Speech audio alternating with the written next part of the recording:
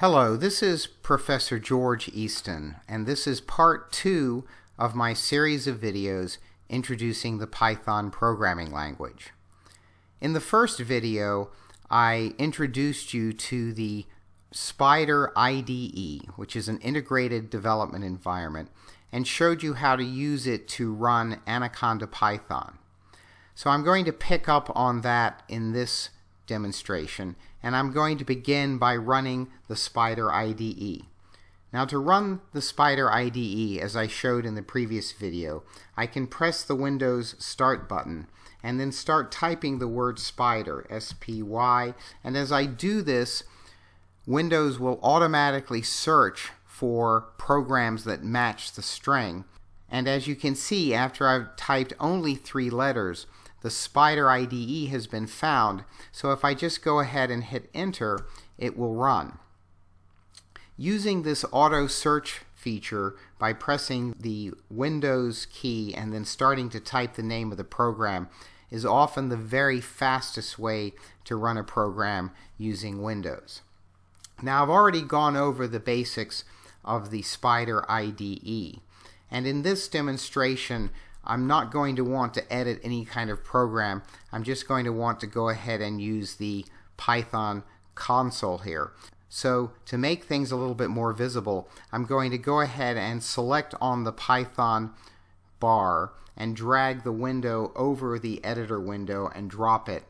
And that way the console will now be a lot bigger. In addition, I'm going to go over here to the window that contains the Object Explorer, which has nothing in it except this message at the present time. And you'll notice at the bottom there are 2 tabs. I'm going to click the one that says Variable Explorer. I want to begin by exploring basic arithmetic in Python. And for the most part, basic arithmetic works exactly like you would expect it to. For example, if I type 3 plus 4, I get 7. If I type 3 times 4, I get 12 as an answer. If I type 3 times 4 plus 2 times 3, Python does in fact understand the usual order of precedence. So 2 will be multiplied by 4 to give 8, and 2 will be multiplied by 3 to give 6. And then 8 and 6 will be added together to give an answer of 14. So all of the usual rules of math precedence work in Python exactly as you would expect them. I also have a power operator, so if I do 2 star star 3, I'm going to get the number 8. So the power operator here, or the exponential operator, is given by star star. I can also use star star to take roots. So for example, if I do 2 star star to the 0.5, this is 2 raised to the 1/2 power, I'll get the square root of 2. And as you can see, that's 1.41 and so on. Now there are a couple of things that work in Python in an unexpected way. For example, if I take 3 and divide it by 4, you might expect that the answer that I'll get is 0.75. But when I do this, I actually get an answer of 0. And the reason is that 3 is an integer and 4 is an integer. And when I do a division of 2 integers, I get as a result an integer. And so the answer of 0.75 is then truncated down to 0, since 0.75 is between 0 and 1. So in order to get a lot of math operations to behave the way I would expect them to, I really need to be using floating point numbers. And I can do that very easily by, instead of typing 3/4, typing 3./4. As soon as I put the decimal place next to the number, it will become a floating point number, and I'll get the answer that you probably expected, which is 0.75.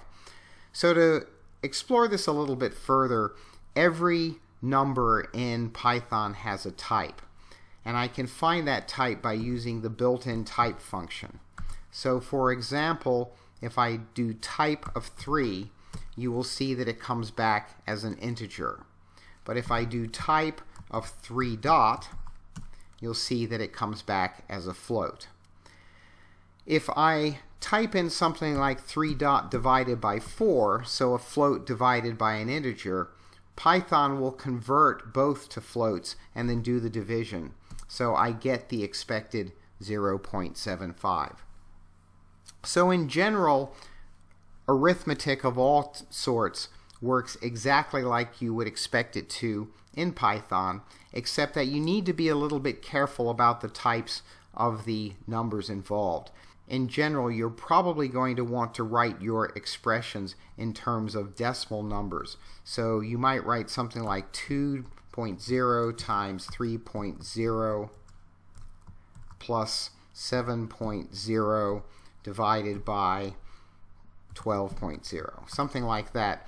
And this will compute everything as a floating point number and give you the kind of result that you expect, that you might not get if you, for example, have just typed 7 divided by 12 in the last part of this expression. So the overall conclusion is that arithmetic in Python works exactly as you would expect it to, with the caveat that you need to be a little bit careful about integer division and about causing an integer division to occur when you really wanted a floating point division. Now the next thing I want to show you is how to assign variables, and that's very easy. You just use the equal sign. So if I type a is equal to 3, I've assigned the value of 3 to a. And you'll notice over here in the variable explorer, suddenly the variable a is shown and its type is shown. It's an integer, and its size and its current value, which is 3. For example, if I change the value of a to 4, you'll see that over here in my variable explorer, the value has been changed to 4.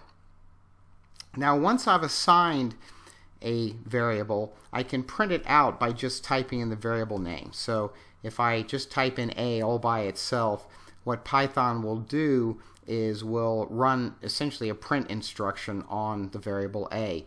Or I could explicitly print it using the print statement. So print a will print out the number as well. Interestingly enough, I can go over here to the variable explorer and actually change the value over here. So for example, let me type in a 6. So I've just changed the value of 6. And now if I go over to the Python console and type in a and hit enter, you'll see that it has in fact changed to 6. So the variable explorer not only allows you to see what variables have been created at the top level here of Python, so to speak, but also what their values are. Now I can create other variables, of course. So for example, let me create a variable of y, which is going to be 7. And then I can do all the arithmetic that I did earlier using numbers, using the variables. So if I do a divided by y, I should be getting 6 divided by 7, and this answer is going to be 0 because both a and y are integers. So let's go ahead and see. Sure enough, a divided by y is 0, and let's check the types. The type of a is going to be an integer, and the type of y is going to be an integer. So if I wanted a floating point division, I can get that by converting one of the two operands to a float.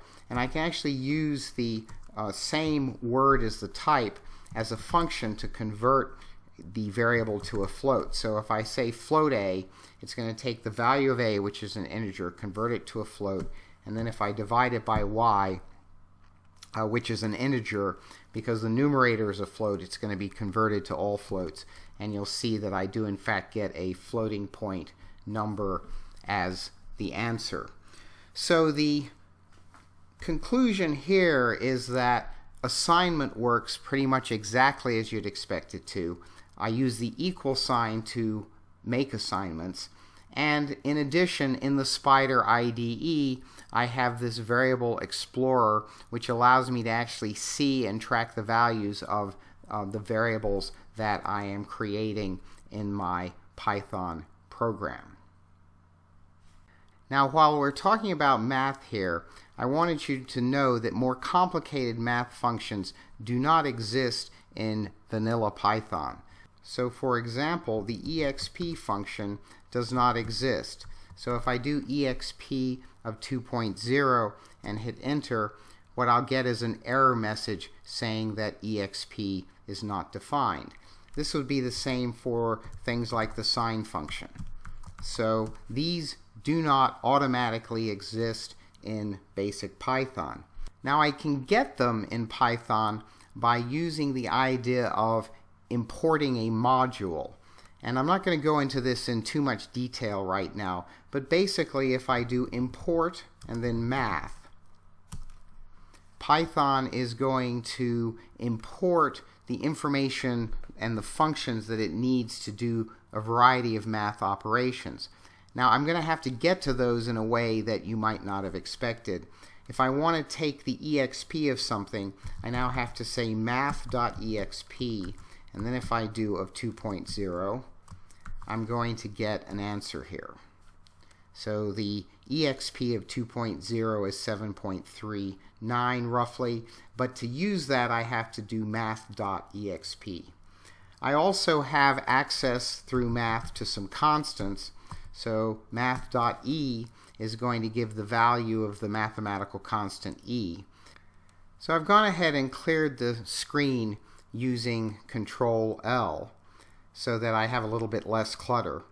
I have other math constants as well. I have math.pi, which is going to give me the value of pi, and I have sine and cosine as well, so math.cosine of math.pi should give me the cosine of pi, which should be a -1, and sure enough it is. So the way I get the more complicated, the so-called transcendental functions in math, is by importing the math module and then doing math dot and whatever the function name is. I'm also at this point going to introduce you to another function which is called dir, and dir basically gives a directory of an object. I haven't really defined what an object is, but if I do dir of math, I'm going to get a list here which is going to show you all of the kinds of functions that I have access to. So for example, here's cosine and here's exp and so on. So once I import the math module, I have access to all of the standard functions that I would need for doing math. Looking through this list of functions and seeing log here reminds me that I had better make sure that you understand what log means in Python. If log meant logarithm to the base 10, then math.log of 10 ought to give me an answer of 1. And you'll see that when I enter math.log of 10, I get something which is not 1. And the reason is that log means logarithm to the base e. So if I do math.log now of math.e, the term math.e here gives me the mathematical constant e, I should get something that is equal to 1. And sure enough, I do. So it's important to remember that log means logarithm to the base e, not logarithm to the base 10. If you look up here at the list of functions in math, you'll see that there is one called log 10, and that does give the logarithm to the base 10. So if I do math.log 10 of 10, I should get the number 1. And sure enough, I do. So again, important to keep in mind that log means natural logarithm. Now the last topic I wanted to deal with in this video was logicals. Logical values are of course true or false, and they are written in Python as true with a capital T. So if I type in true with a capital T, I get true.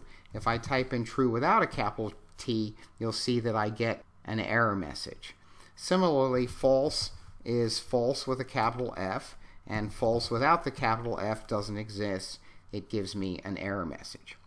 Now, to do operations with trues and falses, with so-called logicals or booleans, the kinds of things I'm going to want to do are ands and ors. So if I do true or false, I should get the value of true, because the OR operator, which in Python is the word OR, will be true if one of the two things is true. So sure enough, true or false gives me true. If I did true and false, I'll get false, because and will only return true if both things are true. So there you see that I have false. I can put things in parentheses to do groupings, and I can do the complement of a logical by using not. So if I do not true or false, the true or false will evaluate to true because of the OR, and the not will turn the true into a false. So this will give me a value of false. So I have the usual and, or, and not operators for working with logicals. I can also do comparisons. So for example, if I do 3 greater sign than 4, this will come back as false. But if I do 3 less than 4, this is going to come back as true. I can also ask whether 3 is equal to 4. So if I do 3, and the way I do this is with a double equal. So I have to go 3 equal 4. This will come back as false. But if I do 3 equal, say 3.0, this is going to come back as true. I could test this in another way. 3 equal, let's do 9 divided by 3, and you'll see that this comes back true as well, because of course 9 divided by 3 is true. So I've shown you greater than and less than and equals, which is a double equal when you're dealing with logicals. I can do greater than or equal. So 3 greater than 3 comes back as false, but 3 greater than or equal to 3 comes back as true. And similarly with less than and less than or equal. I can also test not equal. So 3, and I do that with an exclamation point and then an equal sign. So 3 not equal to 3 should come back as false, but 3 not equal to 4 should come back as true. So I think now I've covered the basic kinds of things that you want to do with logicals. True and false, again, are just given with the words true and false, but you've got to remember to capitalize the first letter.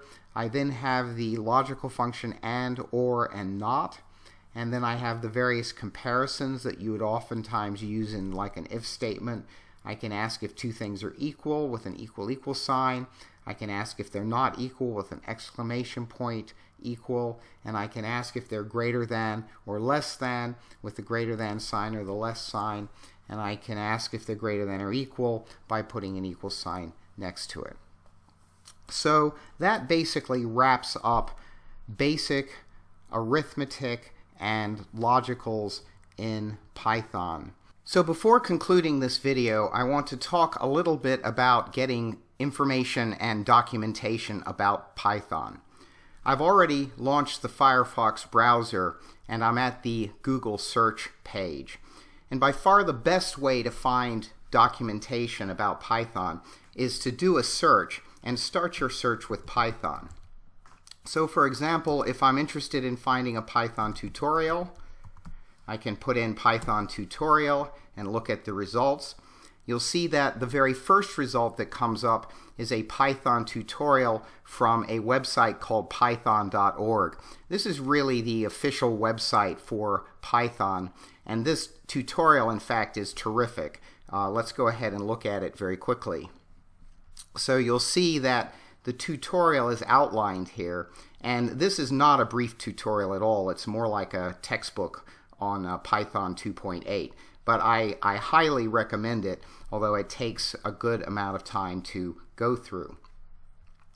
Now, if you want information on something more specific, you type in Python and then whatever it is that you're interested in. As an example of this, I'm going to type in Python and type. So I'm looking for help on types of variables and how to find types of variables in Python.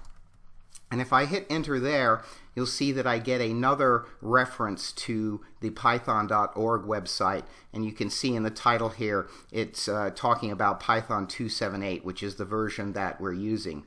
So I'm just going to very quickly look at this help. So I'm right-clicking on the link and doing Open Link in a new tab, and you can see that there is a discussion here of all of the built-in types that Python knows about. So for example, I found this one interesting. If you use the function type to find the type of an object, the return value has a type of type. And I'll show you that very quickly here. What I had showed you before is that everything has a type. So if I do type of 3, I should get an integer. If I do type of 3, so what type is the type response, you'll see it comes back as a type of type. And I didn't know that until I was creating this example. So here are all of the built-in types.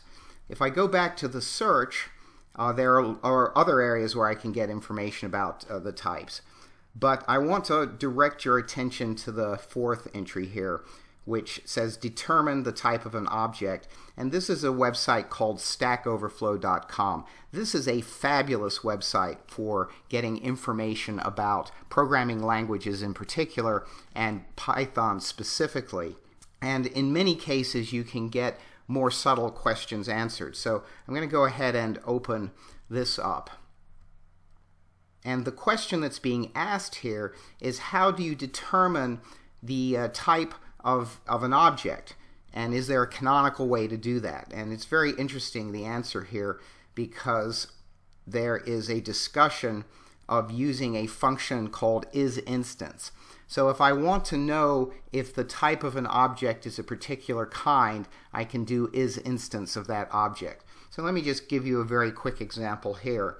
If I do isInstance of 3, so I'm asking, is the number 3 here an instance of an int? You'll see that the result comes back true. And if I do isInstance of 3 of a float,